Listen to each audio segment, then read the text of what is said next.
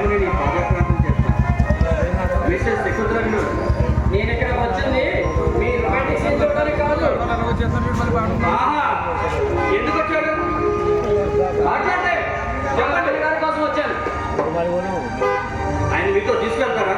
ఆయన మీకు కూడా వస్తారా? ఆయన అంత్యక్రియకని 2 సార్లు 250 లక్షల రూపాయలు ఇచ్చాను. ఓహో, డబ్బు కోసం వచ్చారన్నమాట.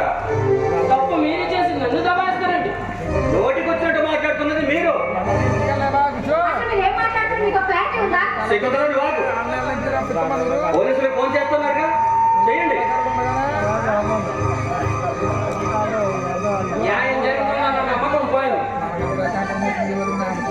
అసలు మీకు జరిగిన అన్యాయం ఏమిటి? మీలాంటి కొడుకులు కన్నా తల్లిదండ్రులకు అన్యాయం జరుగుతోంది. అన్యాయం జరుగుతోంది. భార్యను బజార్లో వదిలేసిన మీరే నాకు నీతులు చెప్పేది. మా వ్యక్తిగత విషయాలు మీరు మాట్లాడేచ్చా?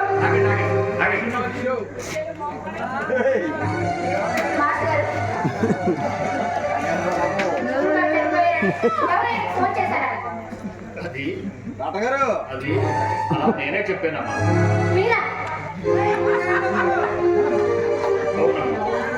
కుటుంబాల కోసం అవిశ్రాంత పోరాటం చేసిన మేమంతా ఈ ఆశ్రమంలో విశ్రాంత జీవితాన్ని ఆస్వాదిస్తున్నాం.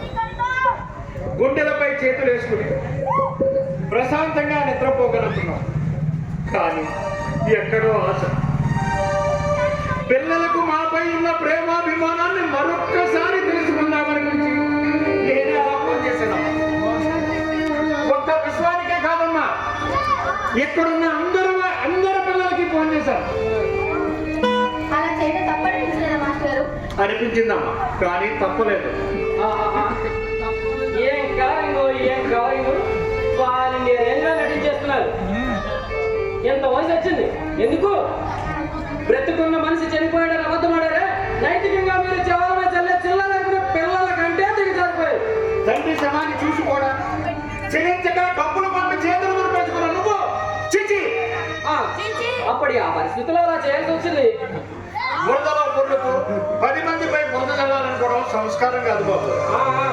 మీ సంస్కారం అర్థం అవుతూనే ఉంది. మిస్టర్, పెద్దవారితో మాట్లాడే విధానం ఇదేనా?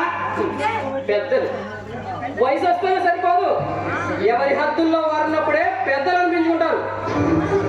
మా కళ్ళ ముందు పెరిగిన పిల్లలే మమ్మల్ని ఎదురెత్తుంటే జీవిత పరీక్షలో ఎక్కడో తప్పు జరుగుతుంది. తెలుసు మరి మాత్రం నేనేం చేయగలను? నువ్వు పిల్లలైన తండ్రివే. రేపు పొద్దున నీకు ఇదే పరిస్థితి ఎదురైతే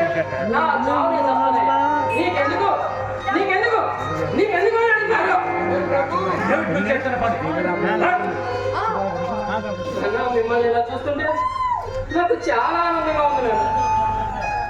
నా సంసారం వీధులు కాకుండా కాపాడుకున్న ప్రయత్నంలో నా చదువుని, సంస్కారాన్ని, వ్యక్తిత్వాన్ని మర్చిపోయి నా భార్య చెప్పినట్టే నడుచుకున్నాను. క్రమక్రమంగా మీకు దూరం అయ్యాను. ఆత్మీయుల్ని, అభిమానుల్ని కోల్పోయాను. డబ్బు సంపాదించగలిగాను, కానీ అనంతమైన ఆమె ఆశల్ని, ఆలోచనల్ని సంతృప్తిపరచలేకపోయాను. నేను నేరస్తునే. పశ్చాత్తాపాలు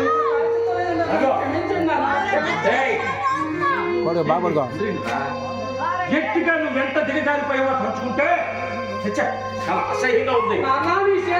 నాతో గడపాలని ఆశిస్తున్నాను. భార్య మాటకి విలువిచ్చే మగాడంటే నాకు గౌరవం.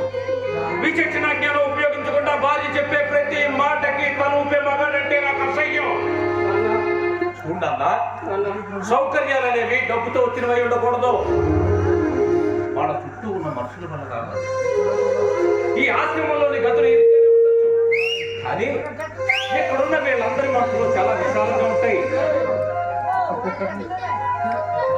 వ్యసనాల కోసం, బలహీనతల కోసం బంధాన్ని తెలిపేసుకోవడం పెద్ద కష్టం కాకపోవచ్చు.